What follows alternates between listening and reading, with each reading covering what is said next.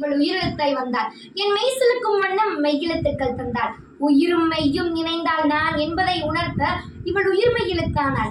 தாய் மடியில் தவழும் சேயுண்டு, இந்த சேயின் நாவில் தவழ்ந்த என் தாய் இவள்.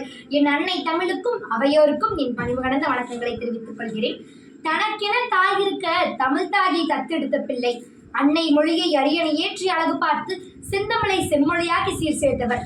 புத்தி மறந்த தமிழர் நெஞ்சில் சக்தியாய் உதித்த சூரியனே, உனது பேனாவில் இருந்து சிந்தியது மையும் அல்ல, அது பொய்யும் அல்ல. அது கொதித்து எழுந்த தமிழரின் குருதி, அவன் நெஞ்சில் இருந்த உறுதி. கலைஞரால் தலை நிமிர்ந்த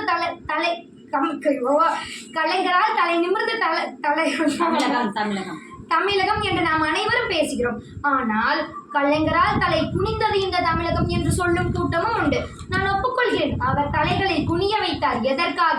ஆண்டவன் படைப்பில் அனைவரும் சமம் எனில் அவன் உயர் சாதிக்கு மட்டும் தங்கத்தால் மூளை செய்ததால் தலைக்குள்ளே வைத்தானா? மற்ற சாதிக்கெல்லாம் மண்டைக்குள் இருப்பதென்ன களிமண்ணா சுண்ணாம்பா என்று நான் சொல்லவில்லை, அவரே சொன்னார்.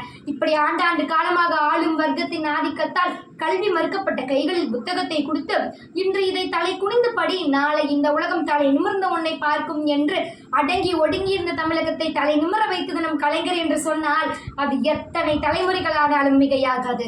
1956ஆம் ஆண்டு பெண்களுக்கான சொத்துரிமை மசோதாவை அம்பேத்கர் கொண்டு வந்த போது அது தோல்வியடைந்தது. அப்பொழுது அவர் சொன்னார், எங்கேயோ ஒரு தலைவன் பிறப்பான், அவன் எப்பாடு பட்டாவது இச்சட்டத்தை நிறைவேற்றியே தீருவான் என்றார். ஆண்கள் தான் வாரிசு என்று பேசப்பட்ட இந்த பூமியில் பெண்களும் வாரிசுதான் என்று கூறி இந்தியாவிலேயே முதல் முறையாக 1989ஆம் ஆண்டு பெண்களுக்கும் சொத்தில் சம உரிமை உண்டு என்ற சட்டத்தை அமல்படுத்தினார். பெண் என்றாலே குனிந்த தலை நிமிராமல் நடக்க வேண்டும் என்ற காலத்தில் அதே பெண்களுக்கு அரசு வேலையில் 30%, உள்ளாட்சி தேர்தலில் 33% இடஒதுக்கீடு கொடுத்து அன்று சட்டமன்றங்களில் பெண்களின் குரல் ஒலித்தது தொடங்கி இன்று இந்த அவையில் இந்த குரல் ஒலிப்பது வரை விதை போட்டது கலைஞர் என்னும் சகாப்தம்.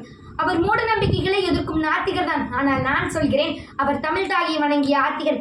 நாத்திகம் ஆத்திகம் அனைத்தையும் தாண்டி தாயை சிறந்த கோவிலும் இல்லை என்பதற்கெனக்க உலகிலேயே ஒரு மொழிக்காக கட்டப்பட்ட கோயில் 1993ஆம் ஆண்டு கலைஞர் காரைக்குடியில் கட்டிய தமிழ்தாய் கோயில். இன்ஸ்டாகிராமும் வாட்ஸ்அப்பும் இல்லாத காலத்திலேயே உலகமே திரும்பி பார்த்த வரலாற்று நிகழ்வு 2010ஆம் ஆண்டு கலைஞர் நடத்திய செம்மொழி மாநாடு. 200 திரைப்பட பாடலை விரல் நுனியில் வைத்திருக்கும் நமக்கு 2 அடி திருக்குறளை மனப்பாடம் செய்வது கடினம். ஆனால் அரசு பேருந்துகள், பாட புத்தகங்கள், பள்ளிகள் என்று பார்க்கும் இடமெல்லாம் திருக்குறளை பொறித்து கன்னிகுமரி கடல் கொண்ட நாட்டில் வெயில், மழை, புயல் என் சுனாமியை எதிர்த்து நின்று அணுவை துளைத்து 7 கடல் புதைத்து வள்ளுவரின் புகழை வானுயர வைக்க 133 அடிக்கு வள்ளுவரின் சிலை வைத்து அழகு பார்த்தவர் நம் முத்தமிழறிஞர் அவர்கள். பிறப்பொக்கும் எல்லா உயிருக்கும் என்ற தமிழகத்தில் பிறப்பொக்கும் எல்லா உயிருக்கும் என்ற தமிழினத்தில் வார்த்தைகளால் வன்முறையை வித்தவர்களுக்கு திருநங்கை, திருநம்பி என்ற பெயர் சூட்டி எங்கள் தமிழ் எந்த உயிரையும் இழிவுபடுத்தாது என்று உலகத்திற்கு சொன்னவர். அது மட்டுமில்லாமல் மனிதனை எடுத்துச் செல்லும் அவலத்தை நிறுத்தியது. இந்தியாவிலேயே முதல் முறையாக பெண்களை காவல்துறையில் நியமித்தது. எண்ணற்ற நிறுவனங்களை உலகிற்கு அறிமுகப்படுத்தியது. சமத்துவம் என்றால் எல்லோரையும் சமமாக நடத்துவது அன்று, அது எல்லோருக்கும் சம வாய்ப்பு அளிப்பது என்ற முதல் தலைமுறை பட்டதாரிகளுக்கு பாதை போட்டு கொடுத்தது வரை இன்றைக்கு சமத்துவம், சமூக நீதி என்று யார் வேண்டுமானாலும் பேசலாம். ஆனால் விதை அவர் போட்டது. சிலர் பேசுவதற்காக மேடை எதிர்பார்த்த காலத்தில் இவர் பேசுவதற்காக அந்த மேடையை எதிர்பார்த்து காத்திருக்குமா? கொடுங்கூற்றுக்கு இறையனப்பின் மாயும் வேடிக்கை மனிதர்கள் போல் நான் வீழ்வேன் என்று நினைத்தாயோ? வீழ்வது நானாக இருந்தாலும் வாழ்வது என் தமிழாக இருக்கட்டும் என்று தன் வாழ்நாள் முழுவதும் தமிழ் என்று தமிழுக்காகவே உழைத்த அந்த மன்னனின் வாழ்வு நூற்றாண்டல்ல, அதை தாண்டிய சகாப்தம். தமிழர்களே என்ற அந்த கர்ஜனை குரலுக்கு இனி முற்றுப்புள்ளிதான் என்று நினைத்தவர்களுக்கு மத்தியில் முத்துவேல் கருணாநிதி ஸ்டாலின் என்னும் நான் என்ற குரல் அங்கு துவக்க புள்ளியிட்டது.